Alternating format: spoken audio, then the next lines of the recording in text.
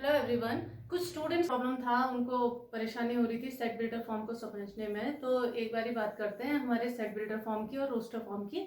Roster form में हमारा काम क्या होता है, किसी भी स्टेटमेंट हमें कोई दिया होता है, उसमें हम रोस्टर फॉर्म में अगर उसे रिप्रेजेंट करना है हमें, तो हम ब्रेसेस के अंदर उनको एलिमेंट्स के थ्रू रिप्रेजेंट करते हैं। मींस एलिमेंट्स को कॉमास के थ्रू सेपरेट करके लिख देते हैं, तो हम कहेंगे कि वो तो रोस्टर फॉर्म है। बच्चों को प्रॉब्लम थी सेट बिल्डर फॉर्म में। तो सेट बिल्डर फॉर्म क्या है एग्जैक्टली, कि आपको दिए हुए रोस्टर फॉर्म को स्टेटमेंट में कन्वर्ट करना होता है। अब वो स्टेटमेंट जो होता है वो आपका या तो स्टेटमेंट ही हो या इक्वेशन के फॉर्म में भी आप उसे लिख सकते हैं। तो इसमें कुछ एक आधा क्वेश्चन और कर लेते हैं जो आपकी एक्सरसाइज के थे, ताकि आपको ये समझने में परेशानी ना हो। Right the following sets in the set builder form के दो क्वेश्चन हमने किए थे, तीसरा चौथा पांचवा भी कर देते हैं। थर्ड क्वेश्चन है हमारा क्वेश्चन फोर्थ का। ये कहता है सेट रोस्टर फॉर्म में हमें कोई सेट दिया हुआ है 5, 25, 125 और 625।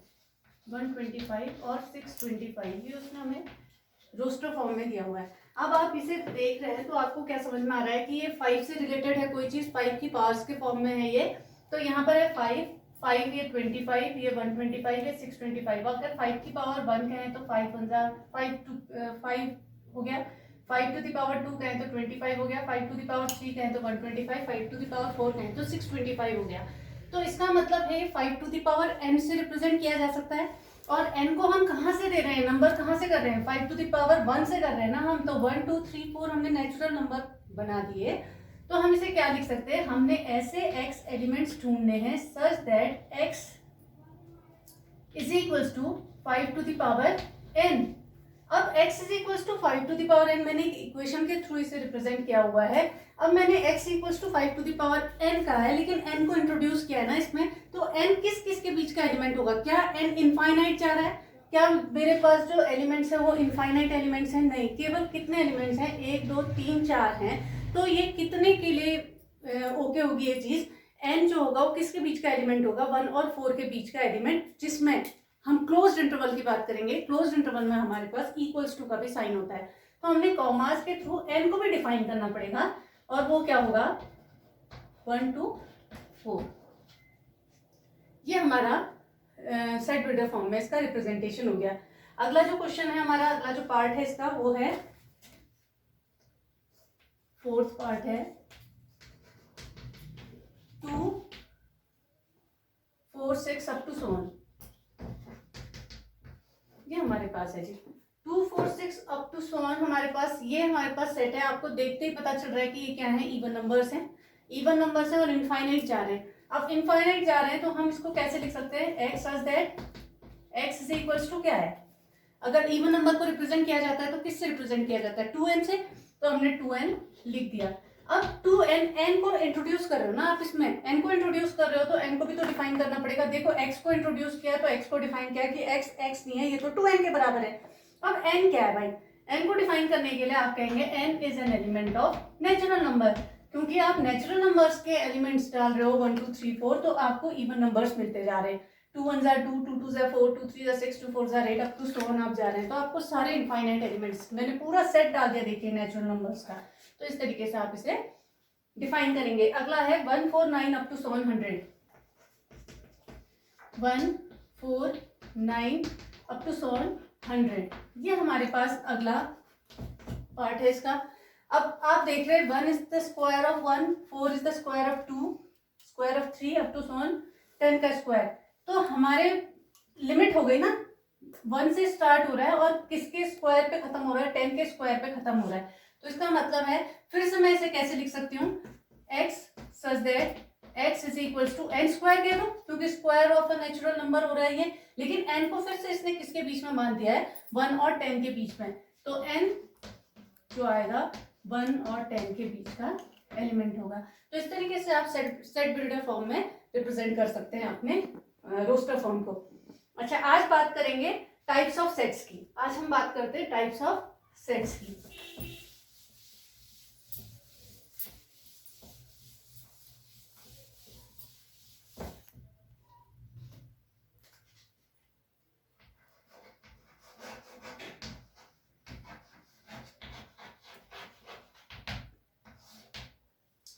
पहला है इसमें सेट्स जो है कई तरीके के सेट्स होते हैं। अब पहला है हमारे पास empty set.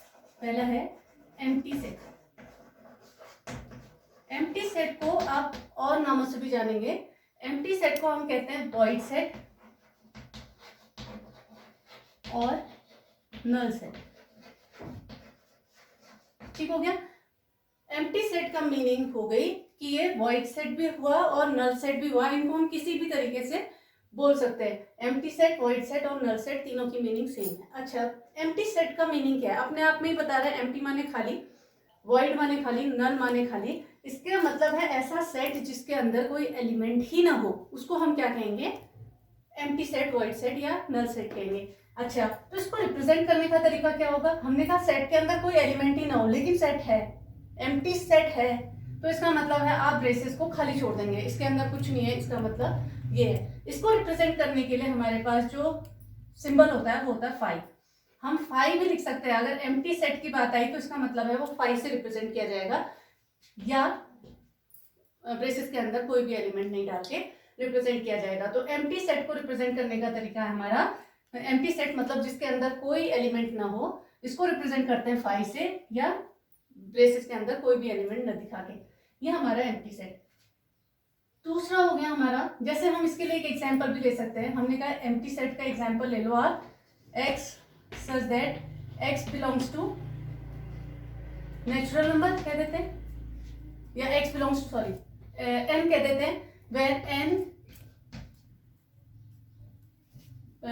is in between 1 कह देती हूँ, 1 and 2 कह देती हूँ, where n is an element of, ऐसा कह देती हूँ, कुछ भी कह देती हूँ, मतलब n belongs to n कह देती हूँ मैंने कहा x में ऐसा एलिमेंट ढूंढ रही हूँ जो कि x is equals to n के है, और n जो है वो हमारा नेचुरल नंबर का एलिमेंट है, और नेचुरल नंबर्स जो है ये 1 और 2 के बीच में लाई कर रहा है। तो 1 और 2 के बीच में क्या कोई नेचुरल नंबर लाई करता है ही नहीं, कोई एलिमेंट ही नहीं होता नेचुरल नंबर, तो इसके अंदर कुछ नहीं बैठेगा। इसका आंसर क्या मिल जाएगा हमें? अगर रोस्टर फॉर्म में मैं इसे रिप्रेजेंट करूंगी तो इस तरीके से रिप्रेजेंट कर दिया जाएगा। जैसे एक गर्ल्स हॉस्टल की बात करते हैं हम, गर्ल्स हॉस्टल में नंबर ऑफ बॉयज वो हमसे बोल देता है x such that x is the number of boys in the girls hostel। तो आप क्या कहेंगे? 5 तो होगा, कुछ भी तो नहीं है। गर्ल्स हॉस्टल में क्या हमें बच्चे लड़के मिलेंगे? नहीं मिलेंगे, तो हम कहेंगे कि ये एक एम्प्टी सेट को रिप्रेजेंट करता है। इसके बाद आ रहा है हमारा अगला जो सेट है वो है सिंगलटन सेट। अगला जो सेट होगा वो होगा सिंगलटन सेट।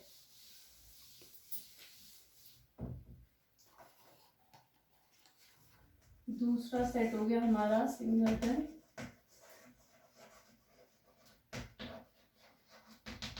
अच्छा, सिंगलटन सेट अपने आप में क्या बोल रहा है कि मेरे अंदर कितने एलिमेंट होगा? केवल एक एलिमेंट होता होगा। तो सिंगलटन सेट की मीनिंग आपको समझ में आनी चाहिए कि ऐसा सेट जिसके अंदर केवल एक एलिमेंट जगह पाएगा उसको हम कहेंगे सिंगलटन सेट। अब बहुत सारे बच्चों का प्रश्न होता है कि मैम क्या ये कैसा सेट हुआ, ये कैसा सेट हुआ, क्या ये नल सेट नहीं है? नहीं, ये नल सेट नहीं है, क्योंकि ब्रेसेस के अंदर आपको एक एलिमेंट दिख रहा है। 5 अपने आप में एक एलिमेंट का काम कर रहा है सेट के अंदर, तो ये सिंगलटन सेट होगा क्योंकि ब्रेसेस के अंदर हमें केवल एक एलिमेंट मिल रहा है, एक सिंगल एलिमेंट मिल रहा है, इसलिए हम इसे सिंगलटन सेट बोलेंगे। तो 5 की मीनिंग अलग होती है। अगर 5 केवल बाहर घूम रहा है ना तो ये वॉइड सेट है, और अगर ये ब्रेसेस के अंदर बंद हो गया तो ये सिंगलटन सेट हो गया। ऐसे ही हमारा 1 हमने ले लिया, या हमने कह दिया a कह दिया, तो ये हमारे सारे सिंगलटन सेट को रिप्रेजेंट करते हैं। ठीक हो गई बात। अगली बात करते हैं हम। अगला जो सेट है हमारा वो होगा फाइनाइट सेट। अगला जो सेट है हमारा थर्ड हो गया फाइनाइट सेट। फाइनाइट सेट वो सेट होता है, अब फाइनाइट आपको खुद ही समझ में आ रहा होगा। फाइनाइट सेट बोला, सबसे पहले उसने एम्प्टी सेट बोला था, मतलब एम्प्टी ने खुद ही कह दिया कि मेरे अंदर कोई एलिमेंट नहीं है। दूसरा था हमारा सिंगलटन सेट, सिंगलटन ने खुद ही कह दिया कि मेरे अंदर केवल सिंगल एलिमेंट होगा। फाइनाइट सेट भी अपने आप में खुद की स्टोरी बयां कर रहा है। वो कह रहा है कि फाइनाइट सेट में, सेट के अंदर हमारे पास फाइनाइट नंबर ऑफ एलिमेंट्स होंगे, मतलब कहां पर एंड हो रही है चीज वो मुझे पता चल जाएगी। जैसे अभी थोड़ी देर पहले हमने एक सेट बिल्डर फॉर्म में जब हम एक रोस्टर फॉर्म को कन्वर्ट कर रहे थे तो हमें क्या मिला था? 1 4 9 16 अप टू 100 मिला था। तो 1 4 9 16 100 में जब हम बात कर रहे थे हमें लास्ट एलिमेंट भी पता था कि इस रोस्टर फॉर्म के अंदर वो लास्ट एलिमेंट कौन बैठा हुआ है, तो 100 बैठा हुआ था, तो ये हमारा फाइनाइट सेट होता है। तो फाइनाइट सेट में हमें टोटल नंबर ऑफ एलिमेंट्स पता होते हैं। अब एक कार्डिनल नंबर टाइप की चीज मेरे मुंह से निकली। कार्डिनल नंबर का मीनिंग होता है number of elements present in the set. Cardinal number, बीच में मैं आपको एक चीज और बता रही हूँ, ये है कार्डिनल नंबर। कार्डिनल नंबर का मतलब होता है number of elements present in the set. तो number of elements present in the set, जैसे मैंने उसी वाले का एग्जांपल ले लेती हूँ मैं। मेरे पास थे 1 4 9 अप टू 100 था। ये इसका लास्ट एलिमेंट हमें पता है, तो इसका मतलब है कि ये फाइनाइट सेट है।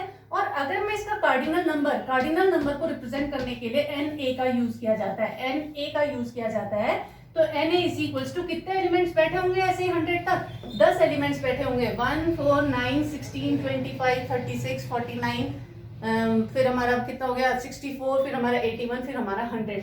तो हमारे टोटल नंबर ऑफ एलिमेंट्स जो इसके अंदर बैठे रहेंगे वो हमारा cardinal number of the set हुआ। ठीक हो गए। ऐसे ही हमने तो फाइनाइट सेट के बारे में बात करी थी। तो फाइनाइट सेट उसने कहा कि फाइनाइट सेट में हमारे पास टोटल नंबर ऑफ एलिमेंट्स जो होते हैं वो डिफाइंड होते हैं। ठीक है, अगली बात करते हैं हम इनफाइनाइट सेट की। अगली जो बात होगी वो होगी इनफाइनाइट सेट की।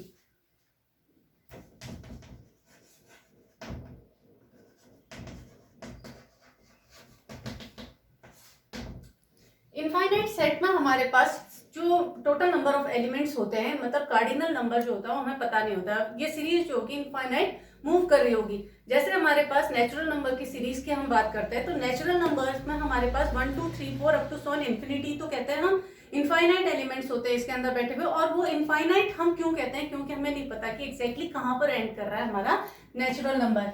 तो इनफाइनाइट सेट मतलब हमारे सेट के अंदर इनफाइनाइट नंबर ऑफ एलिमेंट्स बैठे होंगे, तो हम उसे क्या कहेंगे, इनफाइनाइट सेट बोलेंगे। अगली बात आई हमारे इक्वल सेट की और इक्विवेलेंट सेट की। अगला आया हमारे पास इक्वल सेट। इक्वल सेट, इसमें जैसे एग्जांपल दे दिया था मैंने, set of n natural number, वो हो गया 1 2 3 अप टू 1 इन्फिनिटी, ये हमारे पास चला गया। तो अब इनफाइनाइट को हम शो नहीं करेंगे, 1 2 3 up to 1 dot dot dot, 3 dots हमने रिप्रेजेंट कर दिए, तो वो इनफाइनाइट सेट को रिप्रेजेंट कर रहा है। इसका मतलब है ये मूव करती जा रही है ये सीरीज। ये डॉट डॉट डॉट का मीनिंग ये होता है कि ये इनफाइनाइट सेट को रिप्रेजेंट कर रहा है। 3 डॉट से रिप्रेजेंट करते हैं हम इनफाइनाइट सेट को। फिर आया हमारा इक्वल सेट। इक्वल सेट की बात हो रही है, इसका मतलब है कि किन्हीं दो का कंपैरिजन हो रहा होगा।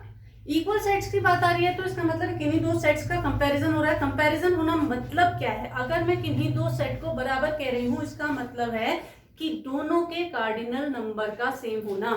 दोनों के कार्डिनल नंबर का सेम होना हमारा इक्वल सेट कहलाएगा। प्लस हमारे पास क्या होगा कि इसके साथ हमारे नंबर ऑफ एलिमेंट्स भी सेम होने चाहिए। इक्वल सेट्स क्या है, हमारा कार्डिनल नंबर भी इक्वल होना चाहिए, प्लस हमारे नंबर ऑफ एलिमेंट्स भी सेम होने चाहिए, तब हम उन दोनों सेट्स को इक्वल सेट्स बोलेंगे। जैसे हमने एक सेट बोला A, 1 2 3 एलिमेंट हैं, इसका अगर मैं कार्डिनल नंबर निकालूंगी तो वो कितना आया हमारा 3। ठीक है, मैंने B सेट लिया और इसी को उलट पलट के लिख दिया, 2 1 3 हमने लिख दिया, तो ये फिर भी नंबर ऑफ एलिमेंट्स हमारे कितना है, 3 आए, और जो एलिमेंट इसमें है वो इसमें पाए जा रहे हैं, तो हम कहेंगे कि ये दोनों सेट्स जो हैं वो इक्वल सेट्स है। मतलब A is equals to B, equal sets हमारे इनको कहेंगे। अब इसी में आया हमारा इक्विवेलेंट सेट। इक्विवेलेंट सेट क्या कहता है, इक्विवेलेंट सेट कहता है केवल कार्डिनल नंबर सेम होने से हम दोनों सेट्स को इक्विवेलेंट सेट बोलते हैं। जरूरी नहीं है कि जो एलिमेंट हमारे एक सेट में है वही एलिमेंट दूसरे सेट पे भी पाए जाए। तो when cardinal numbers are same then the two sets are said to be equivalent sets। जैसे हमने पकड़ लिया एक सेट है A जिसमें एलिमेंट है 1 2 3, और दूसरा हमने सेट ले लिया जिसमें एलिमेंट्स हैं A B और C। इसका कार्डिनल नंबर हमने निकाला तो वो कितना निकला जी 3, और इसका भी कार्डिनल नंबर निकालने के बाद निकला 3, but the elements are not same. तो ये सेट इक्वल सेट ना कहला के इक्विवेलेंट सेट कहलाएगा। आगे बात समझ में, तो हमारे ये सेट्स निकल कर आए सामने।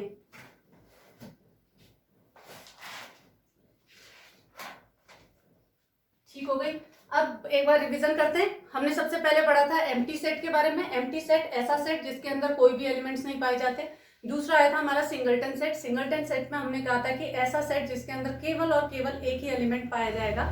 फिर आया था हमारा तीसरा सेट जो था वो हमने कहा था फाइनाइट सेट के बारे में। फाइनाइट सेट में हमारे पास नंबर ऑफ एलिमेंट्स हमें पता होते हैं कि हमारी सीरीज कहाँ से शुरू हो रही है और कहाँ पर एंड कर रही है। जैसे 1 2 3 4 5 हमने सेट के अंदर एलिमेंट्स डाल दिए तो ये हमारा फाइनाइट सेट है। और ऐसे ही डॉट डॉट डॉट डॉट करके कहीं पर एंड, ये last number of last element हमें पता होना चाहिए, तो हम कहेंगे कि वो फाइनाइट सेट है। फिर इनफाइनाइट सेट के बारे में बात करी थी। इनफाइनाइट सेट पर हमने कहा था कि कोई भी दो सेट, किसी भी सेट को हम इनफाइनाइट सेट तब कहते हैं जब हमारे पास उसके सीरीज जो होती है मूव करती रहती है और हमें नहीं पता होता है कि वो कहाँ पर एंड कर रही है, तो उसको हम डॉट डॉट डॉट से रिप्रेजेंट करते हैं। फिर हमने कार्डिनल नंबर के बारे में पढ़ा था। हमने कहा कार्डिनल नंबर क्या है जी? कार्डिनल नंबर हमारे पास total number of elements present in the set है। फिर आई थी बात हमारे इक्वल सेट्स और इक्विवेलेंट सेट्स की। दो सेट्स इक्वल कब कहलाए जाते हैं? जबकि उनका cardinal number plus number of elements same होते हैं। और हमारा इक्विवेलेंट सेट कब कहलाया जाता है? जबकि हमारे केवल कार्डिनल नंबर सेम हो, नंबर ऑफ एलिमेंट सेम हो जरूरी नहीं है। ठीक हो गई बात? करते हैं कुछ क्वेश्चंस।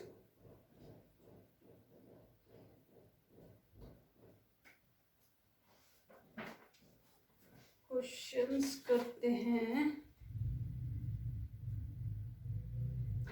अच्छा, state which of the following sets are finite और इनफाइनाइट।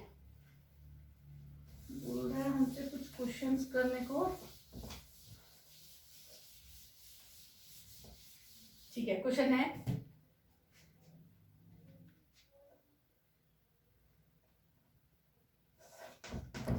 ले लेते हैं। State which of the following sets are finite और इनफाइनाइट। हमारा पहला roster form, set builder form में दी हुई चीज है x such that x belongs to n, x such that x belongs to n and x minus 1 into x minus 2 is equals to 0। ये set finite है या इनफाइनाइट है, इसको चेक करना है। आप देख रहे हैं x minus 1 into x minus 2 दो फैक्टर्स हैं किसके? हमारे क्वाड्रेटिक पॉलिनोमियल के, क्वाड्रेटिक इक्वेशन के। तो क्वाड्रेटिक इक्वेशन के इसका मतलब है दो सॉल्यूशन होते होंगे। वो दो सॉल्यूशन क्या होते होंगे? इधर इतना इक्वल्स टू 0 और इतना equals to 0। When x minus 1 is equals to 0 x is 1, और जब हमारे पास x minus 2 is equals to 0 तो x is equals to 2। 1 and 2 both are the natural numbers. तो इसके अंदर हमारे पास कौन एलिमेंट्स बैठे? 1 और 2, और दोनों के दोनों नेचुरल नंबर्स थे हमारे, तभी बैठ पाए इसके अंदर। अगर ये नेगेटिव नंबर्स आ जाते तो हमारे इसके अंदर नहीं बैठ पाते, क्योंकि x को नेचुरल नंबर बैठाना है हमने। तो ये हमारे एलिमेंट्स बैठ गए, और दोनों दो ही एलिमेंट्स हैं इसके अंदर, फाइनाइट नंबर ऑफ एलिमेंट्स हैं। तो ये हमारा सेट जो होगा फाइनाइट सेट हो गया। अगला कह रहा है ये सेकेंड पार्ट है इसका, x such that x belongs to n and x square is equals to 4। ये हमारे सेट बिल्डर फॉर्म में इसने रिप्रेजेंट किया हुआ है, x such that x belongs to n and x square is equals to 4। अब x स्क्वायर इक्वल्स टू 4 से represent किया जा रहा है। इस सेट बिल्डर फॉर्म में जो इक्वेशन दी गई है वो है x square is equals to 4, और कंडीशन ये रखी गई है कि x जो है वो n का एलिमेंट है, मतलब नेचुरल नंबर्स का एलिमेंट है। तो हम x square is equals to 4 को अगर सॉल्व करेंगे तो x इज इक्वल्स टू क्या आ जाएगा? Plus minus 2। अब x equals two plus minus 2 हमारे पास आते ही हमारे सेट में केवल किन की डिमांड हो रही है? नेचुरल नंबर्स की। तो कौन बैठेगा? 2। तो हमारे पास ये जो आएगा फाइनाइट सेट हो गया फिर से। तो हमारा इस तरीके से हम इन्हें डिफाइन कर सकते हैं। आगे बात करते हैं, अब एक्सरसाइज में चले जाते हैं। एक्सरसाइज कह रही है which of the following are examples of the null set. पहला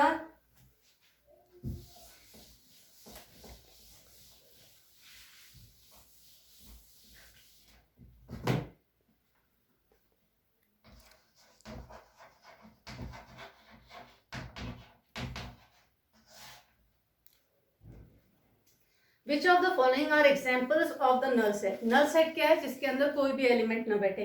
तो पहला है हमारे पास set of odd natural numbers divisible by 2। Set of, पहला बोल रहे हैं हमसे set of odd natural numbers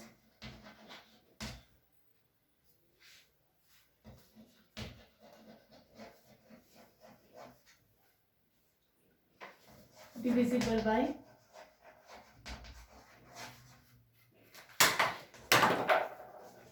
2। ठीक हो गया। अब पहले तो मैं ढूंढूंगी कि set of odd natural numbers क्या होते हैं। ऑड नेचुरल नंबर्स का अगर मैं सेट तैयार करूंगी तो क्या बनेगा, 1 3 5 7 अप टू 7 इंफिनिटी। तो हमने ये दिखा दिया। अब वो कह रहा है डिविजिबल बाय 2। अब मैंने कैसा सेट तैयार करना है, ऐसा सेट ऑड नेचुरल नंबर्स का जो कि डिविजिबल बाय 2 है। क्या कोई एलिमेंट पाया जा रहा है ऐसा जो इनमें से जो कि डिविजिबल बाय 2? नहीं, इनमें से कोई भी एलिमेंट ऐसा नहीं है जो डिविजिबल बाय 2 है। तो इस सेट को अगर मैं रिप्रेजेंट करूंगी तो वो फाई आएगा या नल सेट आएगा जिसके अंदर कोई भी एलिमेंट नहीं बैठेगा। Set of even prime numbers, अगली बात कर रहा है ये, set of even prime numbers.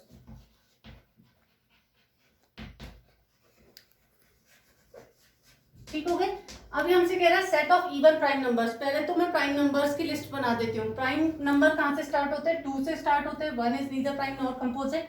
तो 2 3 5 7 11 अप टू 4 हमारे पास आ गए। ये हमारे पास कौन से एलिमेंट्स हैं, प्राइम नंबर्स हैं हमारे पास। अब इसमें से मुझे set of even prime numbers बनाना है। Set of even prime numbers क्या है, केवल एक ही तो है इवन प्राइम नंबर। तो उस इस सेट के अंदर कौन बैठ रहा है, केवल 2। क्या ये नल सेट हुआ? नहीं हुआ। क्यों? क्योंकि इसके अंदर एक एलिमेंट बैठा हुआ है। तो ये सिंगलटन सेट है, नल सेट नहीं है। अगला कहता है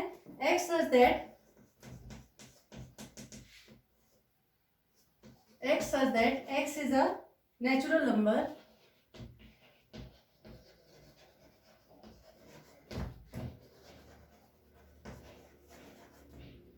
natural numbers comma x is less than 5 and x is greater than 7। ये हमारे पास बैठा है। ठीक हो गया। हम वो कह रहे हैं x हमने ऐसा ढूंढना है जो कि नेचुरल नंबर हो। कंडीशन क्या डाल दी x की, कि वो 5 से छोटा हो और 7 से बड़ा हो। ऐसा कोई नंबर, ऐसे कोई नंबर मिल रहे हैं आपको जो कि नेचुरल नंबर हो और x से छोटे हो और 7 से बड़े बैठा रहे हैं हमने। तो x से छोटे और 5 से छोटे और 7 से बड़े बैठाने हैं। तो ऐसे नेचुरल नंबर्स हमारे पास क्या बैठ गए जी, x से छोटे नेचुरल नंबर क्या हुए, 5 से छोटे, बार बार x से छोटे कह रही हूँ। x जो है वो 5 से छोटा है, मतलब आपने 5 से छोटे नेचुरल नंबर बैठाने हैं पहले इसके अंदर। दूसरे और गड़बड़, एक चीज और बतानी रह गई है। देखो इसमें कंडीशन होती है, जब हम सेट्स पढ़ रहे होते हैं तो एंड की मीनिंग जो होती है वो इंटरसेक्शन होती है। एंड की मीनिंग होती है इंटरसेक्शन। इंटरसेक्शन मतलब कॉमन पार्ट। कॉमन पार्ट मतलब x से छोटे 5 से छोटे नेचुरल नंबर और 7 से बड़े नेचुरल नंबर्स का इंटरसेक्शन में से जो कॉमन पॉइंट्स हैं उनको हमने उठाना है। अभी इंटरसेक्शन का मीनिंग भी नहीं आया। ऐसे नंबर्स बैठाने हैं सेट के अंदर हमने जो कि 5 से छोटे भी हों और 7 से बड़े भी हों। क्या ऐसा कोई नेचुरल नंबर पॉसिबल है जो कि 5 से छोटा भी हो, साथ वो 7 से बड़ा भी हो? तो पॉसिबल नहीं है ना। तो हम इसके लिए लिख सकते हैं 5। आइए आपके बात समझ में। इसका मीनिंग जो होती है ना, एंड और की बड़ी मीनिंग होती है हमारे सेट्स में। एंड का मीनिंग होता है इंटरसेक्शन, मतलब किन्हीं दो सेट्स का कॉमन लेना। किन्हीं दो सेट्स का कॉमन लेना मतलब अगर मैं x is less than 5 का एक सेट बनाऊं ना, आप समझेंगे अभी। अगर x से 5 से छोटे नेचुरल नंबर्स का मैं सेट तैयार करूं तो क्या बनेंगे, 1 2 3 और 4। और मैं 7 से बड़े का अगर सेट तैयार करूं नेचुरल नंबर्स का तो क्या बनेगा, 8 9 10 अप टू 7। ये मेरे एलिमेंट्स बैठे जी इसके अंदर।